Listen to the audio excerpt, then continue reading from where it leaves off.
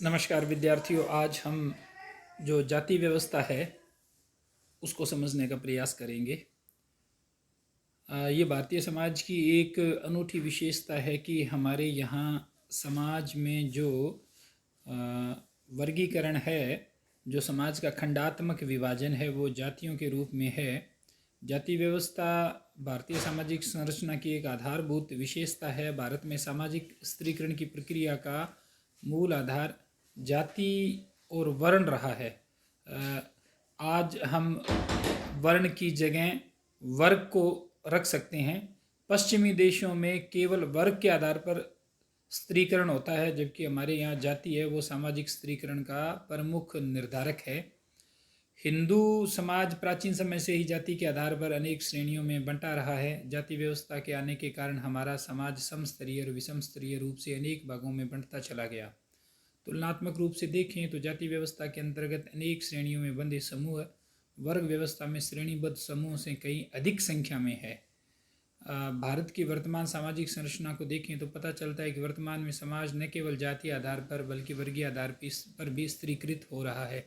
वर्गीय आधार पर जो स्त्रीकरण की प्रक्रिया है वो अंग्रेजों में के आगमन के पश्चात शुरू हुई और आज़ादी के बाद तेज हुई। विशेषकर ग्लोबलाइजेशन के बाद इसमें और गति आई है।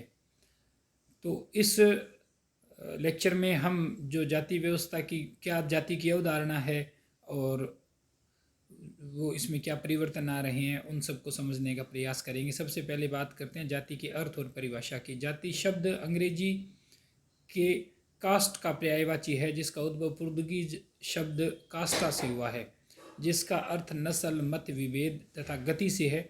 जाति को परिभाषित करना एक कठिन कार्य है क्योंकि यह बहुत ही जटिल और गूढ़ अवधारणा है। जाति व्यवस्था जन्म से व्यक्ति को विशेष सामाजिक स्थिति प्रदान करती है। ये प्रदत्त सामाजिक स्थिति जो है उसके तहत आती है। तो जो एस्क्राइब्ड सोशल स्टेटस जिसको अपन कहते हैं, जिसमें आजीवन कोई परिवर्तन नहीं किया जा सकता है। विभिन्न विद्वानों ने जाति को अलग अलग प्रकार से परिभाषित किया है। अगर रिजले की बात करें तो इन्होंने लिखा है कि जाति ऐसे परिवारों का समुच्चय है जिनके नाम एक से हों, जो एक ही वंश से संबंध रखते हों, जिनके मिथकीय या काल्पनिक पूर्वज चाहे वे मानवीय हों या अलौकिक एक ही हों, और जो एक ही पदानुक्रम व्यवस्था का पालन करते हों तथा जिसका अनुपालन ऐसे लोग करते हों जो एक जातीय समूह का निर्माण करने में सक्षम हों। डी.एन. मजूमदार ने सोशल एंथ्रोपोलॉजी में लिखा कि जाति एक बंद वर्ग है, caste is a closed class.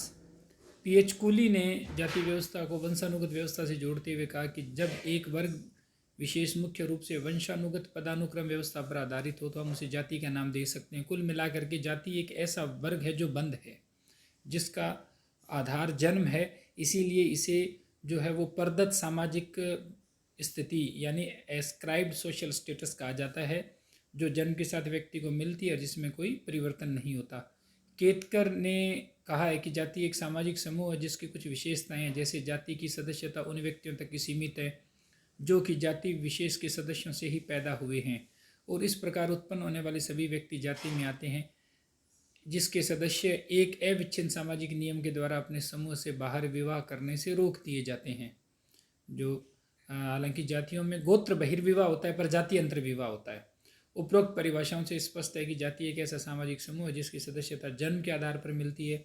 जाति में इतनी शक्ति होती है कि वे अपने समूह के लोगों पर खान पान, विवाह, नौकरी, उद्योग और सामाजिक सहवास से संबंधित नियम, कायदे और प्रतिबंध लगाती है।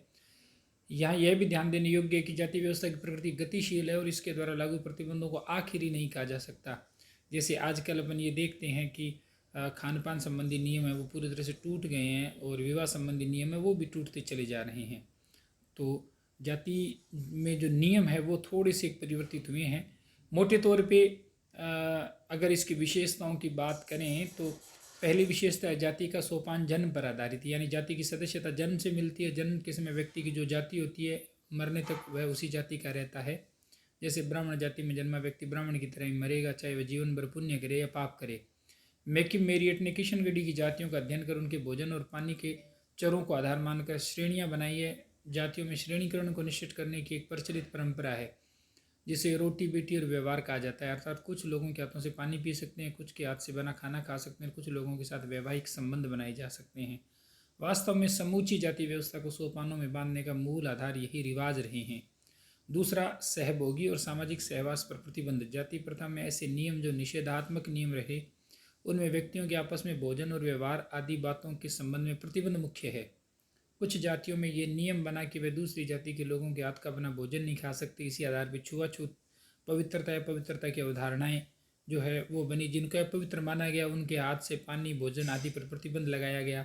जैसे कि ये छुआछूत जो है वो हालांकि अनुच्छेद 17 के तहत दंडनीय अपराध घोषित कर दिया गया आज़ादी के बाद में, पर ये आज़ादी से पहले प्रचलित था। आज भी ग्रामीण तबकों में इस तरह का छुआछूत है वो प्रचलित है।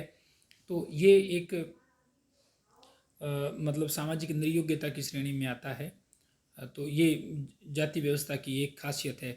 सामाजिक भागीदारी में धार्मिक निर्योग्यताएं। पवित्रता और अपवित्रता का विचार है वो सिर्फ खान पान तक ही नहीं है, इसको धार्मिक विश्वासों से जोड़ा गया है। इसीलिए क्या है कि कुछ जाति विशेष के लोगों को मंदिरों में घुसने से रोका जाता रहा है, शुभ कार्य में शामिल उनको नहीं करते हैं। इस तरह की भी रिवाज है जो आज भी सामाजिक जगत में विद्यमान है। इसकी चौथी विशेषता प्रदत्त परिस्थिति। जैसा कि पूर्व में बताया, जाति जन्म से मिलती है और व्यक्ति इसको बदल नहीं सकता है, और जिस जाति में होता है उसके नियम कायदों को पालन करता है, वो नहीं करे तो भी जाति उसकी वो ही रहती है। तो ये एक एस्क्राइब्ड सोशल स्टेटस है जिस पे व्यक्ति का नियंत्रण नहीं होता, उसको बाय डिफ़ॉल्ट मिलती है। पांचवी विशेषता विवाह संबंधी प्रतिबंध है। प्रत्येक जाति में विवाह से संबंधित कई नियम है, पाबंदियां हैं जिनका आज भी पालन किया जाता है। इन नियमों में अंतर्विवाह का नियम मुख्य है। वास्तव में हर एक जाति जो है वो अनेक उपजातियों में बंटी हुई है, और उपजातियां अंतर्विवाही समूह है, जबकि जाति से बाहर विवाह नहीं होता है। जातियों पर भी कई बार परिवर्तनों का प्रभाव पड़ा है। हालांकि आज देखें तो जातीय बहिर्विवाह होने शुरू हो गए जिन्हें हम अंतर्जातीय विवाह कहते हैं। आज तो अंतर्धार्मिक विवाह भी हो रहे हैं, हालांकि उनकी संख्या कम है। निश्चित व्यवसाय। जाति की एक विशेषता रही है निश्चित व्यवसाय, जो पीढ़ियों से चला रहा है। जैसे नाई की जाति में पैदा हुआ व्यक्ति बाल काटता है, कुम्हार की जाति में पैदा हुआ बर्तन बनाता है, सुनार की जाति में पैदा हुआ आभूषणों से संबंधित काम करता है। हालांकि अब थोड़ा बदलाव आया है और लोग दूसरे लोग भी करने लगे हैं। फिर भी एक जो बदलाव नहीं आया मोटे तौर पे वो ये कि ब्राह्मण जाति के लोग हैं वो आज भी पुरोहितगिरी वही करते हैं। दूसरी जाति के लोगों को एक तरह से धार्मिक कार्य संपन्न करने में अपवाद को छोड़ दें तो लोग बचते हैं कि जब कोई धार्मिक कार्य करवाया जाता है तो पुरोहित वर्ग या ब्राह्मण जाति के लोगों को ही बुलाया जाता है। तो अब हम जाति व्यवस्था की विशेषता के बाद में इसकी रूपांतरण, इसमें परिवर्तन क्या हुआ उसके ऊपर बात करेंगे। जो अभी क्या है कि परिवर्तन की प्रक्रिया काफ़ी तेज़ है, विशेषकर ग्लोबलाइजेशन का जो पिछले 30 सालों का जो समय रहा है, 3 दशक का, इसमें समाज के हर घटक में परिवर्तन आया है। तो जाति भी उससे अछूता नहीं रह सकती। तो जाति व्यवस्था में जो मुख्य परिवर्तन आए हैं उसके जो घटक हैं वो इस प्रकार से हैं। पहला, औद्योगिकरण।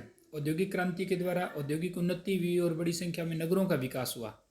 तो इस प्रक्रिया के अंतर्गत नए नए उद्योगों और व्यवसायों की स्थापना हुई, और पूंजीवादी व्यवस्था ने भी औद्योगिकरण को विकसित होने में सहायता की। और औद्योगिकरण और नगरीकरण का दूर दूर तक प्रसार होने के कारण विज्ञान और उच्च तकनीकी ज्ञान को बढ़ावा मिला।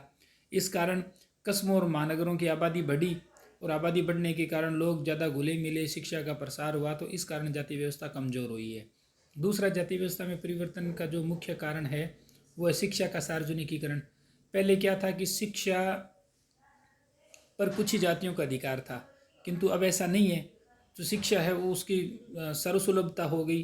तो इस कारण, और सभी जब जाति के लोग एक साथ पढ़ते हैं तो उनमें आपस में मेल जोल बढ़ गया, और जो समानता है वो बढ़ी है, भिन्नताएं कम हुई है, और शिक्षा के द्वारा व्यक्ति है उनमें सोशल मोबिलिटी हुई है। इस कारण जाति प्रथा थोड़ी निर्बल हुई है। वैश्वीकरण और उत्तर आधुनिकता। वैश्वीकरण ने पूरी दुनिया को एक ग्लोबल विलेज बना दिया है, तो इस कारण कुरीतियाँ वो उतनी प्रभावी नहीं रही है। अस्पृश्यता की समाप्ति भी एक कारण है जो जाति व्यवस्था की कठोरता को कम करता है। पांचवा, यातायात और संचार के साधनों में उन्नति हुई है। इस कारण क्या हुआ कि लोगों की जो सोच है वो खुली है और छोटी छोटी बातों पे विचार नहीं करते हैं। पुराने जो रूढ़िवादी सामाजिक मूल्य थे वो कमज़ोर हो गए हैं। इस कारण जो निर्योग्यताएं हैं, सामाजिक निर्योग्यताएं जाति संबंधी, वो कमज़ोर हुई है। अगला जो कारण रहा है जाति व्यवस्था में परिवर्तन का, वो राज्य की दृष्टि में जन्म, लिंग, धर्म और रंग अप्रासंगिक है। इंडिया है वो एक सेक्युलर स्टेट है, और सेक्युलर स्टेट होने के कारण उसका कोई अपना धर्म नहीं है और वो किसी भी आधार पर नागरिकों से विभेद नहीं करता है, सभी नागरिक कानून की दृष्टि में समान है।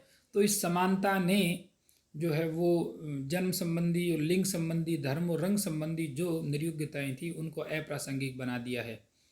इसी तरह से कृषि में पूंजीवाद भी एक कारण है। 80% जनता है उसकी आजीविका का मुख्य साधन कृषि रहा है।